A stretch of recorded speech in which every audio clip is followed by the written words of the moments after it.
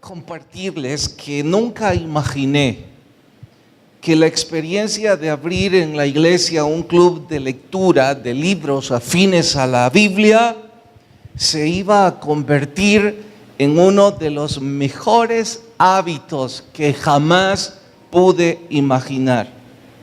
He recibido tanta enseñanza, me he sentido tan edificado, no solo hacia mi vida espiritual, sino también a otras áreas de mi vida, que no puedo más que estar agradecido con el Señor.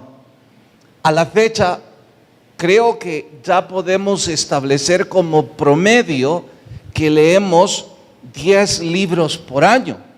Estamos por terminar el segundo año y me decía a mí mismo una de estas mañanas, si yo hubiera comenzado esta dinámica cuando comencé a ser instructor de la Biblia y hubiera animado a algunos que conmigo estábamos empezando la obra de la casa de oración, imagínense a esta altura, habríamos leído juntos cerca de 300 libros afines a la Escritura y claro, sin sumar todos los que cuenta aparte, es mi responsabilidad leer para preparar cada estudio que debo enseñar.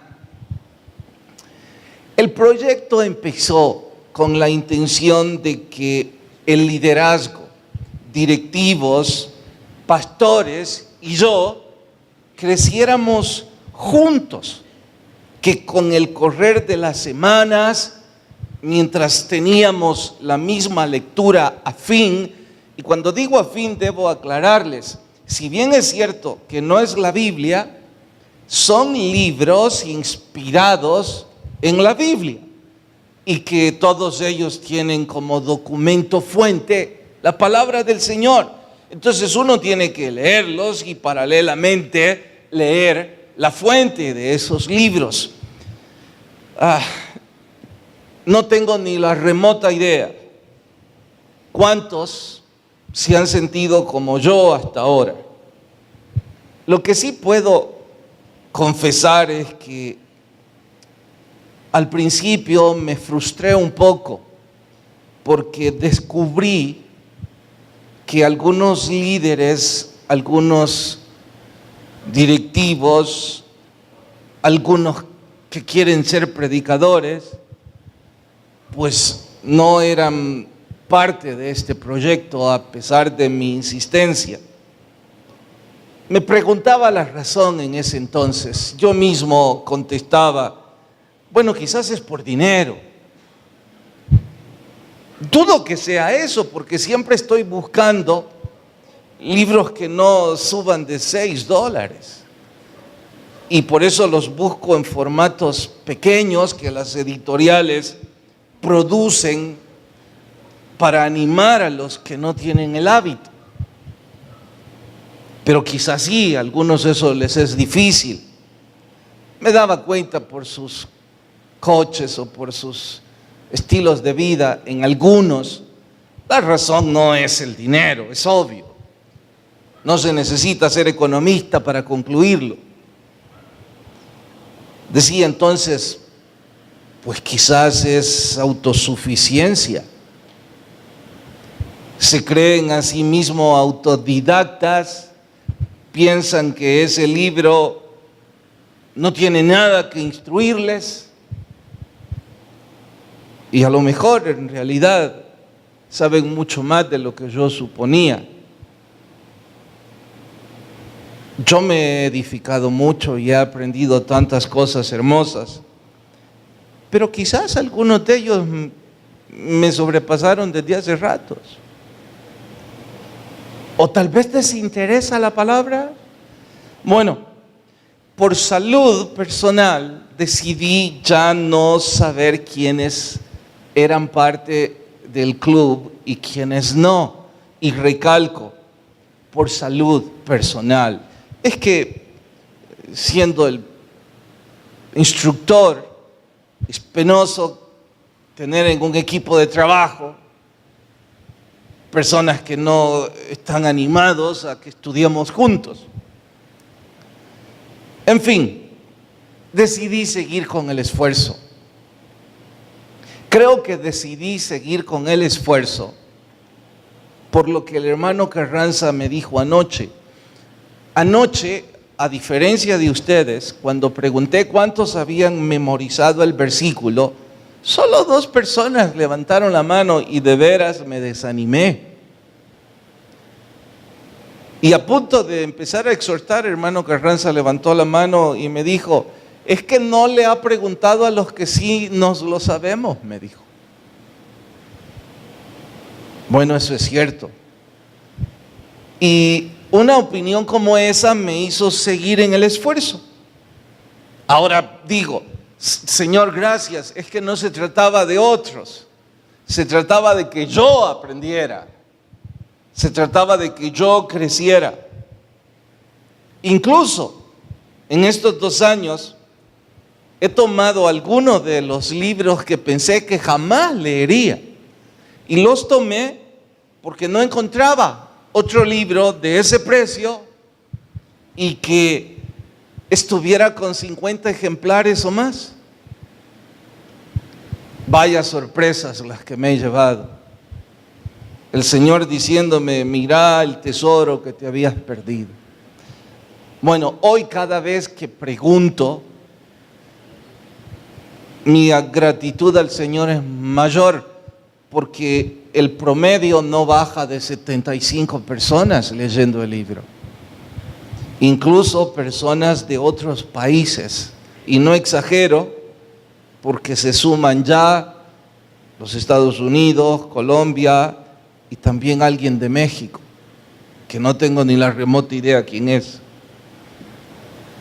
que con frecuencia me está preguntando. Así que digo, Señor, gracias. Si yo tuviera que terminar ya mi labor como instructor de la Biblia y digo que Dios me permitió ser instrumento para que 75 personas aproximadamente forjaran el hábito de leer un libro afín a la Biblia que les obliga a leer la Biblia, yo creo que cualquier instructor debe sentirse agradecido con el Señor. Todo esto lo estoy diciendo, sí, para animarles a los que todavía no son parte del club, pero falta creo que 1 mes o más para empezar un nuevo libro, así es que no se trata de animarles al siguiente libro. Estoy diciendo esto porque hace 2 meses aproximadamente terminamos el libro titulado ¿A quién pertenece el dinero?, de John MacArthur.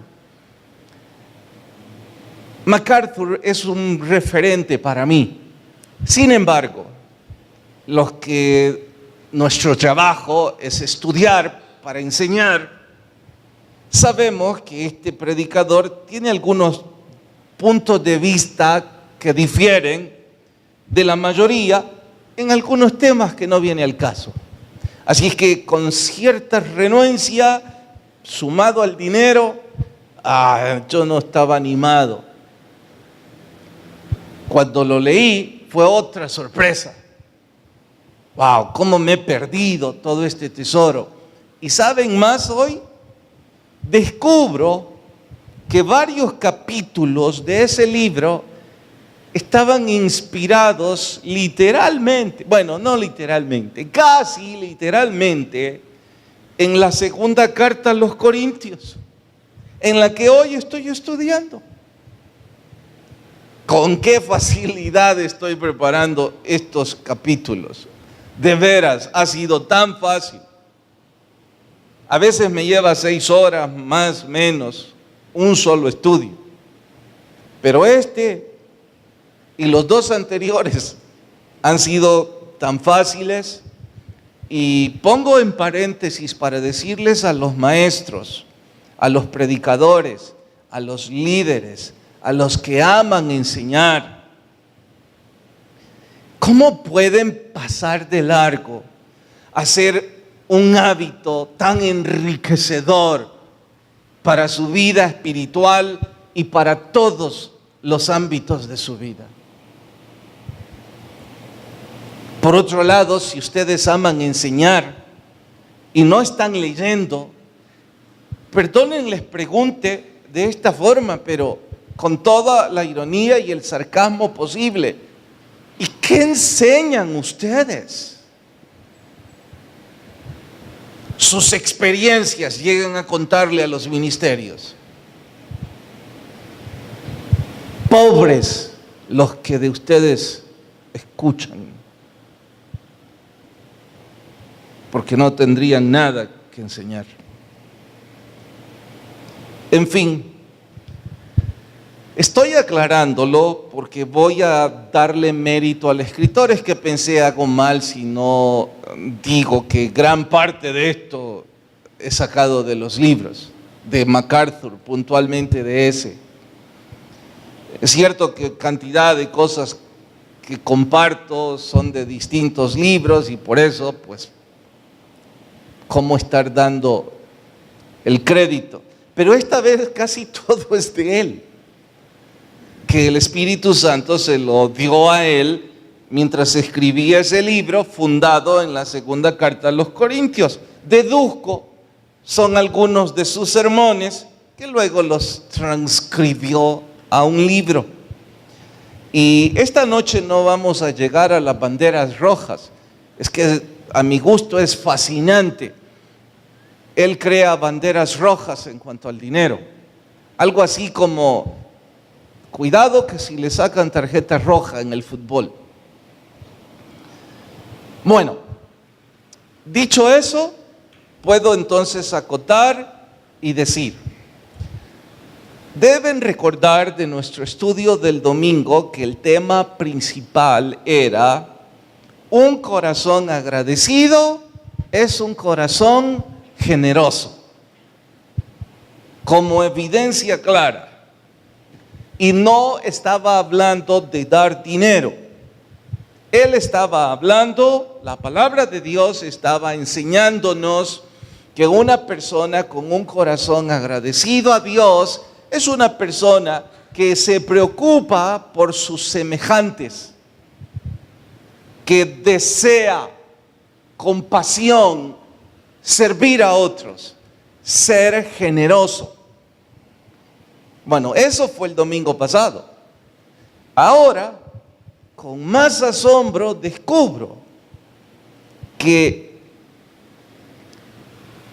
el corazón generoso también es indicador de una salvación genuina o de una profesión genuina.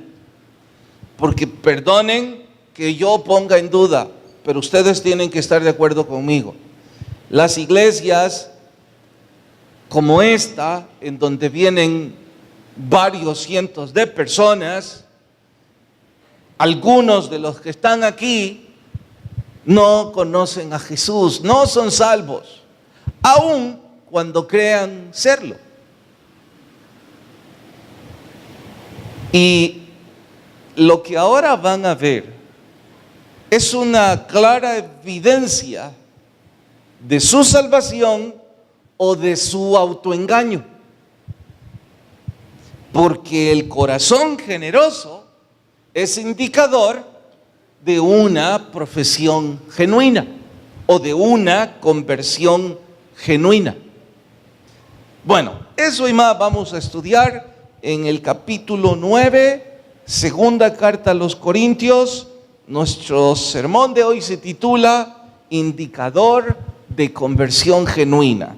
Vayan al capítulo 9 y cuando lo encuentren les suplico ponerse de pie, por favor. Capítulo 9, versículo 6. Indicador de conversión genuina. ¿Listas sus Biblias? ¿Sí amén o no amén?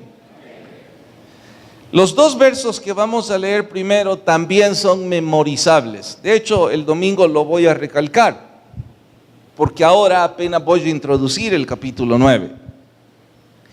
Pero esto digo: el que siembra escasamente, también segará escasamente. El que siembra generosamente, generosamente también segará. Cada uno dé como propuso, ¿dónde? En su corazón, no con tristeza ni por necesidad, porque Dios ama al dador alegre. Oramos. Señor, te ruego tu Espíritu hable a nuestras vidas y que podamos crecer a través del estudio de tu palabra. En Cristo Jesús, amén. Pueden tomar su asiento. Debo retomar los puntos principales del domingo. Los macedonios estaban dispuestos a ayudar a pesar de la adversidad. Ellos habían sufrido mucho y estaban experimentando pobreza, pero eso no les quitó un corazón generoso. Todo lo contrario, ellos tenían un corazón agradecido y consecuentemente un corazón generoso. Segundo punto del domingo anterior: Dios no mira la mano generosa, sino el corazón generoso. Prueba de ello es que aquí dice: cada quien dé como propuso su corazón. Voy a hacer un paréntesis. Entre las cosas que sorprenden en el libro de John MacArthur es que hay un capítulo en donde él dice que el diezmo no es para el Nuevo Testamento. Por supuesto, esto es dinamita. Ya puede imaginarse la iglesia evangélica, en resumen, ¿qué está diciendo? Le suma que tiene cantidad, según él, de versos para demostrar y los da y presenta sus argumentos. Hay un amigo del club de lectura muy cercano, me llamó esa tarde: necesito sentarme con vos, platiquemos esto. Venite, le dije. Y me dice: mira, estoy animado. ¿Por qué? Le digo: porque no es el diezmo. Yo sonreí y él me dijo: eso significa que voy a hacer lo que yo quiera. Y yo sonreí aún más. ¿Por qué estás riendo?, dijo. Lee el siguiente capítulo. ¿De qué hablas? Él sostiene que no se trata del diezmo, porque el diezmo es muy poco, según él. ¿Qué? No, ya no sigo leyendo este libro, me dijo, aquí se queda. Y él sostiene los por qué, no es tema de nuestro sermón. Solo retomé eso para recalcar. Él está sosteniendo un corazón generoso, ese es su argumento. Y la segunda carta a los Corintios resalta un corazón generoso. Entonces el punto de él es que un corazón generoso no debe ser medido en cuanto a porcentajes. Y yo ya dije que no estamos hablando de dinero, estamos hablando de un corazón generoso. Que lo que Dios mira no es la porción de lo que hacemos, sino la proporción de nuestro corazón en lo que hacemos. Tercer punto del domingo anterior: los macedonios hacían esto con entusiasmo. En contraste, si alguien se siente obligado, manipulado o embaucado, ¿quién le está pidiendo nada? Dijimos el domingo: no lo haga. No vaya a las misiones, no le predique a los niños, nunca hable a un inconverso, no le pague su entrada para que escuche del evangelio, no haga nada. ¿Quién le está obligando? Ahora, si lo hace con entusiasmo, es distinto. Y que el máximo ejemplo era nuestro Señor. Di como ilustración la razón de ser cristianos, cristianitos, seguidor de Cristo. Bueno, hasta ahí llegamos. El capítulo 9 retoma toda esta idea. Y ahora dice, mire, sumado a lo que ya mencioné, ahora debo acotar que el corazón generoso es evidencia de una profesión genuina. Que el corazón generoso garantiza o da autenticidad a su fe. Y mire, en un país como el nuestro, donde hay tantas iglesias, tantas religiones, tantos líderes, tanta corrupción, tanta manipulación, tanto abuso con dinero o cosas parecidas, que encontrar autenticidad y que algo nos la garantice, vaya que es un tesoro. Y el corazón generoso autentica su fe. Bueno, sé que hasta aquí dirán, no estoy entendiendo del todo. Por eso voy a usar historias bíblicas que comprueben que el corazón generoso es autenticación de esa profesión genuina. ¿Qué es lo que debemos hacer usted y yo esta noche? Cuando el culto termine, no busquen un auditor para que opine en su corazón. Escudriñe usted mismo su corazón y entonces usted respóndase si usted tiene un corazón generoso. Que eso es evidencia de su fe. Bueno, voy a ocupar historias que son conocidas no solo por ustedes los ya cristianos.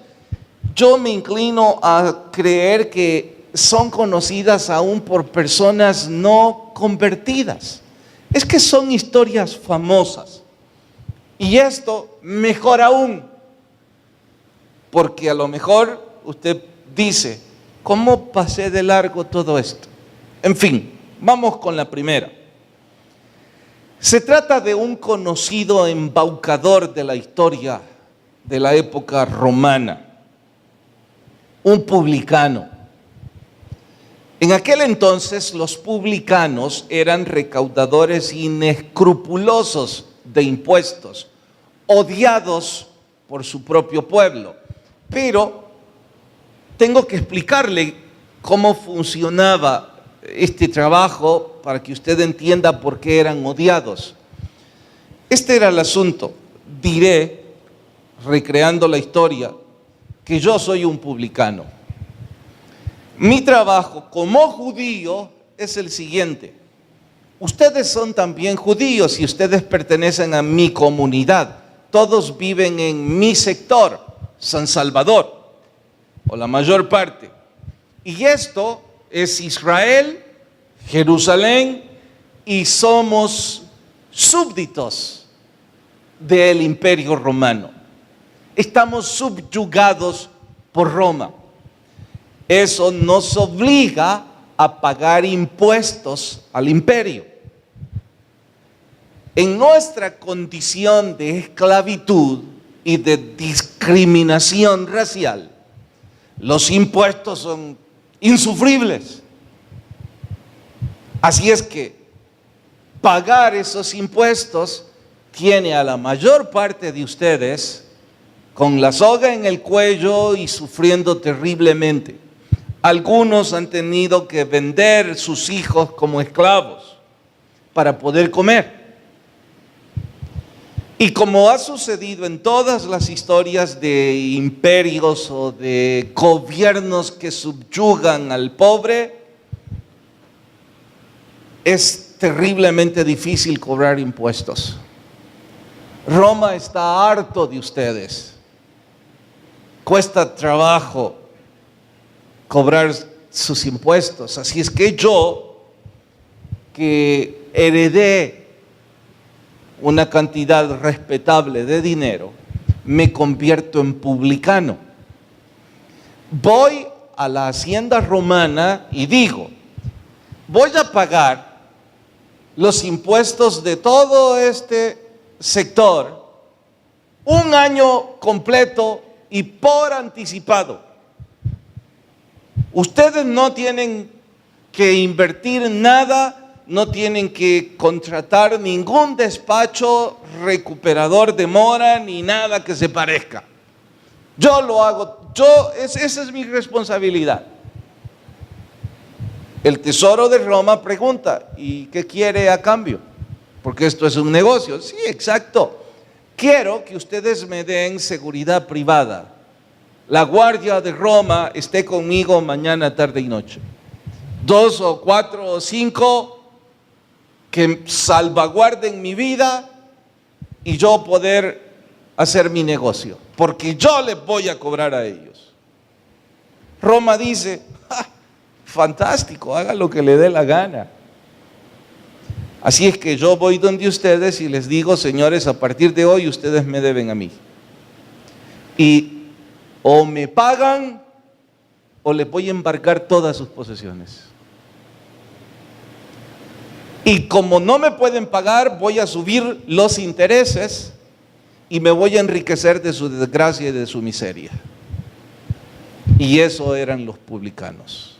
Por eso los odiaban los mismos judíos. Bueno, hasta ahí parte de la historia. Lo importante para nuestro tema de hoy es lo que sucedió con este publicano llamado Zaqueo. No estoy seguro de la razón, la Biblia no la registra, pero él quería conocer a Jesús desesperadamente. Creo que varios de los que él les propinaba intereses altos habían sido sanados y convertidos por nuestro Señor. Y cuando él veía sus vidas totalmente restauradas, decía, ¿quién es este Jesús? ¿Cómo puede tener poder para hacer estas cosas? Esa comezón lo llevó a subirse en un árbol y estar pendiente de el paso de Jesús. Todos conocen la historia. Jesús se detuvo, volvió su vista y fue a su casa. Esa noche sucedieron dos cosas en el corazón de Zaqueo, que son clara evidencia de una profesión genuina. Voy a repetirlo. Esa noche sucedieron dos cosas que son clara evidencia de que él fue salvo. ¿Alguien de ustedes quisiera sugerir cuáles son las dos cosas que sucedieron esa noche? Hermano, no es esa la primera. Rafael. Su corazón generoso le hizo preparar un gran banquete, gratuito. Nosotros estamos pidiendo 2.50 por tarjeta. Él dijo, nada. E invitó a todos los cercanos que pudo para que escucharan a Jesús. Un corazón generoso, ¿no cree? Que contrasta con el de alguno de los que está aquí. ¿Cuál fue la segunda cosa? Dijo, si en algo he defraudado a alguien. Yo creo que todos dijeron, qué bárbaro. ¿Cómo se le ocurre decir, si he hecho algo malo? Si tu apellido es malo, Zaqueo. Pero dice todavía con cierto cinismo, si en algo he defraudado a los pobres, se los devuelvo y les cuadruplico lo que tomé de ustedes. Wow. Algunos no hemos pagado lo que debemos. 4 veces. Pero no para ahí, sino que dice otra expresión. ¿Alguien la recuerda? ¿No? En casa la buscan. La mitad de mis bienes la entrego hoy a los pobres.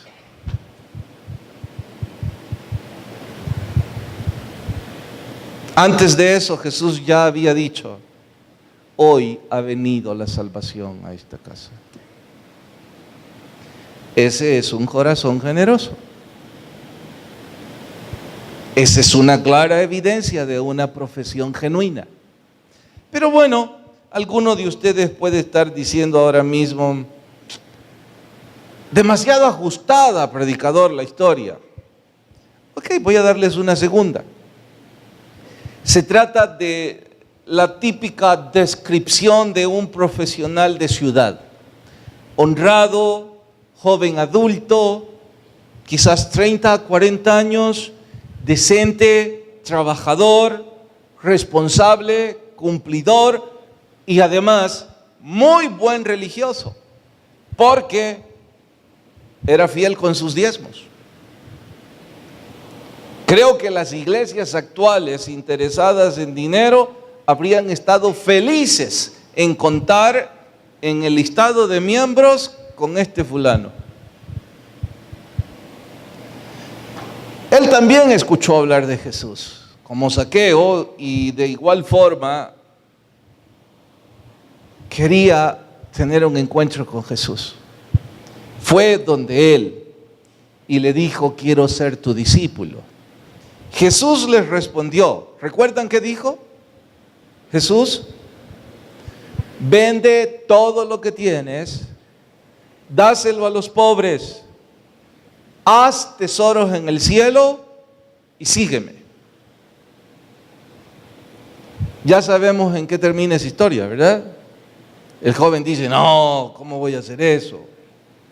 Pero ¿no les parece que aquí hay algo injusto? ¿Por qué a Zaqueo solo le pidió la mitad y a este le pidió todo?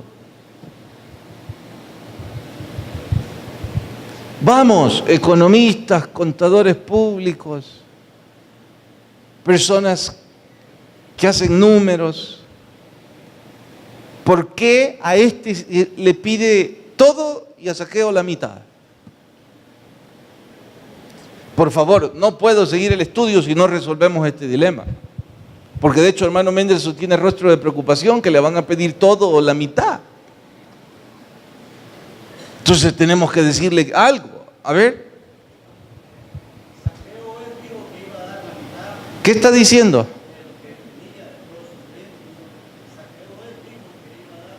Bueno, ¿alguien más? A ver, hermano, allá atrás. Gríteme, porfa. Al joven rico le pidió más porque era religioso. Al otro por pecador solo la mitad. Tenemos ventaja los pecadores, hermano. No puede ser. Ajá, Chusito.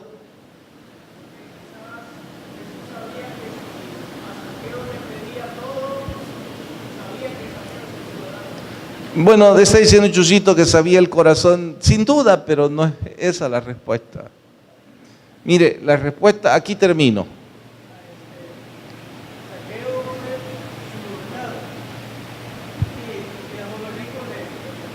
Este es el punto. A ninguno le pidió nada. Él lo que quería era el corazón de ambos. No le dijo a Zaqueo: dame la mitad. Eso se le ocurrió a Zaqueo. Jesús no le dijo: la mitad quiero. Y al otro le dijo todo, porque le estaba diciendo: es tu corazón el que estoy buscando. Ahora entienden mejor lo que propuso en su corazón. Eso dice el verso. El problema del rico era su corazón lleno de avaricia, porque no se había convertido. ¿Usted cree? Aquí tengo a los dos, Zaqueo y el joven rico. Por cierto, imagínenlo en sus concepciones, el rostro de este, el rostro de este. Ya sabemos que este es pequeño. Me imagino que unos 60 años, Zaqueo. ¿Cómo lo ven físicamente?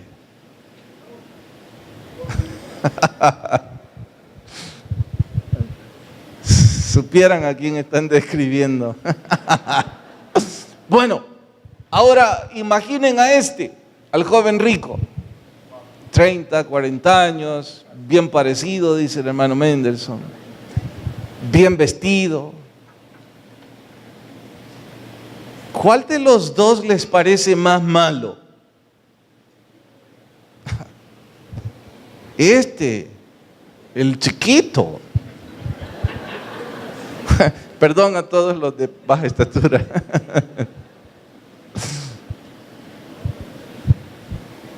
Pero ese tenía un corazón que ya se había convertido. Y este tenía un corazón lejos de Dios. ¿Estoy dándome a entender? Bueno, cada quien vaya comparándose con alguno de los personajes. Porque tengo una tercera historia, por si alguno todavía no está convencido. Bueno, esta tercera historia está en el libro de los Hechos. Y yo siempre sonrío cuando hermanos de iglesias, de algunas iglesias, dicen que la única evidencia de que alguien ha sido bautizado en el Espíritu Santo es hablar en lenguas. Yo sonrío y ni en broma les falto el respeto a su creencia, pero están equivocados. Hablar en lenguas es una de las varias manifestaciones de haber recibido el bautismo en el Espíritu Santo. Está en Hechos.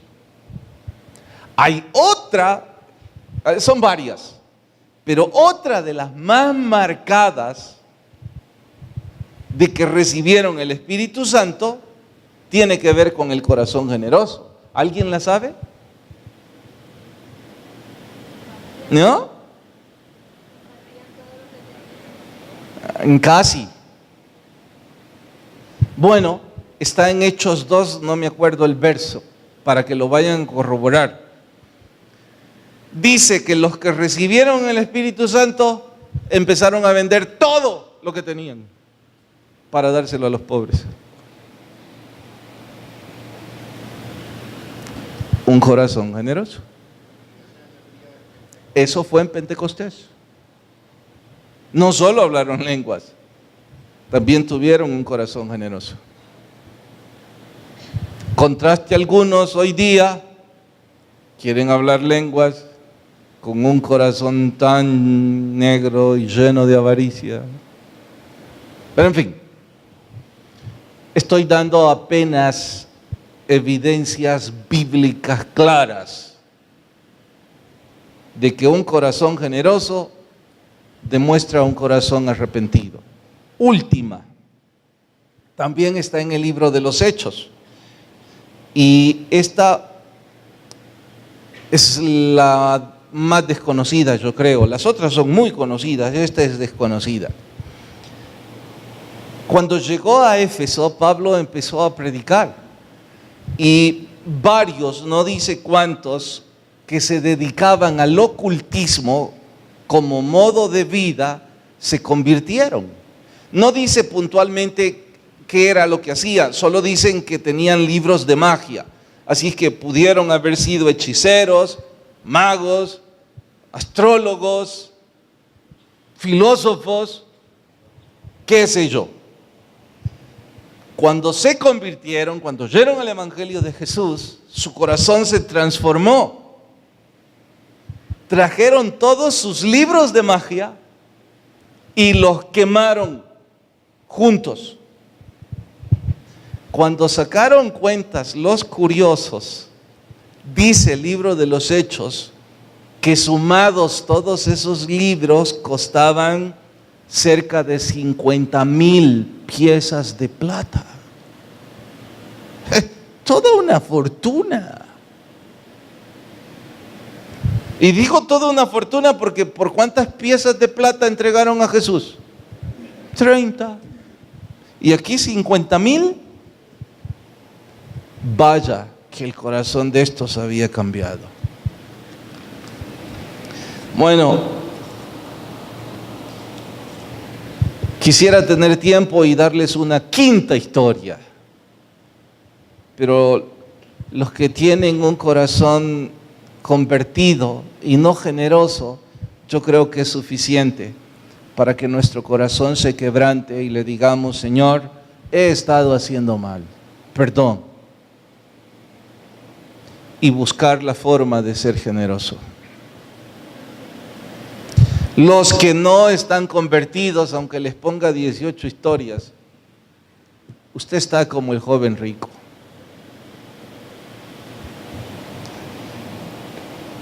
Muchos meses antes leímos el que yo diría, bueno, es que a esta altura, en ese club de lectura, ya no sé cuál decirles cuál es el mejor libro que a mi gusto hemos leído. Pero si alguien me dijera, no, tenés que elegir entre los 3 mejores. Diría que no solo entre los que hemos leído, sino en los que he leído toda mi vida, sin duda este está entre los 3 mejores. Se llama Radical, fue escrito por David Platt. Para mi gusto es tan bueno que yo quisiera conocer la iglesia de ese predicador. Les voy a contar por qué. En realidad solo son 3 iglesias las que quisiera conocer: la de David Platt, la de Warren Wiersbe y la de John Courson. 3 de los que yo más consulto, referentes para mi estudio personal. Este David Platt dice que estuvo en las misiones, no sé si África o Asia, no importa, pero un país con tanta miseria, tanta hambre. La gente literalmente allí muere por hambrunas. Por esas cosas que el Señor obra, su ministerio fue trasladado, lo movieron y tuvo que hacerse cargo de una iglesia, olvido la ciudad, en los Estados Unidos. La sorpresa para él es que esta iglesia era de clase social media hacia muy alta, que era una congregación muy adinerada. Entonces, los primeros cultos, cuando él estuvo allí, él narra que se sentía un poco enfermo, sentía náuseas al ver los lujos, la suntuosidad de la gente que allí se congregaba a estudiar la Biblia, en sus coches que valen fortunas, y no les importaba el prójimo. Él decía: no puede ser que niños estén muriendo de hambre, que hayan misioneros que como yo pasamos tantas dificultades para hablar de Jesús, y ellos aquí en una cena comen lo que esos pueblos en un año no comen. El problema era cómo decírselos, cómo desafiarlos. Lo iban a echar las primeras 2 semanas. Él narra cómo Dios empezó a usarlo y cómo empezó a agarrar coraje y cómo empezó a hablarles que un corazón generoso es un corazón convertido, lo demás es pura pantomima. Y poco a poco cuenta que el Señor revolucionó gran parte de esa iglesia, que para ellos viajes misioneros es cosa de cada semana, cada mes, que para esa iglesia escuchar testimonios de hombres que tienen 50, 60 años, que ya tienen su vida asegurada, fueron ordenados, trabajaron bien, un buen negocio, un buen empleo, ya tienen una pensión, no están pensando en pasar vacaciones los últimos 10 o 20 años de sus vidas. Ellos están pensando cómo invertir en el reino de Dios, qué hacer por las personas, cómo servir al prójimo, qué hacer por el reino de Cristo. Y vaya que emociona tanto que yo diría que cambió por completo también mi forma de ver las cosas en la vida. Y por eso les digo que es una de las iglesias que me gustaría conocer. Desde entonces el Señor a varios de mi familia nos está golpeando, diciéndonos, ¿y por qué no hacen eso? ¿Qué cosa es eso? Si algún día podemos, les testificaré, entre tanto sería pura pantomima. Es que dicen que pronto va a haber un terremoto en Centroamérica. Estuvimos un día de estos en una colonia porque hay una clínica ahí y mi hija más pequeña pasó consulta y está debajo de la montaña, parecido a las colinas. Y yo decía, ¿y cómo es que esta gente duerme tranquila aquí? Porque en este país es tan fácil pensar en la muerte.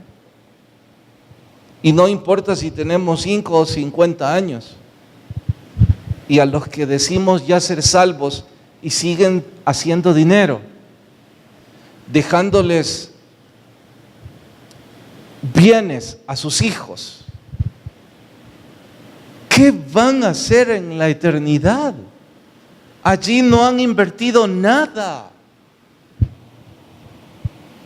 ¿Cómo podemos no abrir nuestros ojos? No sé cómo. No sé cómo inventamos esta dinámica de que miren, que solo cueste $2.50 la tarjeta, está muy por debajo, y la idea fue, si de todos modos la mano de obra, la luz, los que van a cocinar, todo eso es donado y la iglesia, y la idea es que vengan más personas, pero ¿cómo hacemos que vengan más personas? Pues la comida los atrae. Entonces se nos ocurrió, miren, son 23 ministerios, casi todos los ministerios tienen cuando menos 10 personas, el que menos tiene, algunos que tienen 40 o 100. Entonces yo les dije, ¿y qué tal si cada ministerio se encarga nada más de 10 boletos para inconversos, para asegurar que personas que antes no oyeron de Jesús vienen a la iglesia? Ese es un alcance evangelístico significativo, pensamos. Hicimos la reunión, varios de los líderes se emocionaron, alguno dijo, no, a mí deme 20, no, deme más, 15. Pero 1 o 2 no se imaginan cómo criticaron. A pesar de que les dije, si no quieren ser parte de esto, no lleven los tiquetes, es lo que propone en su corazón.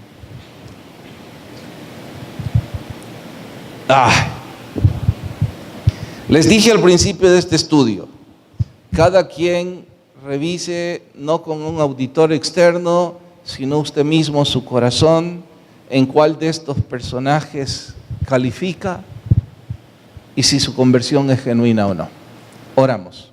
Señor, gracias por tu bondad, perdóname por no ser un corazón generoso.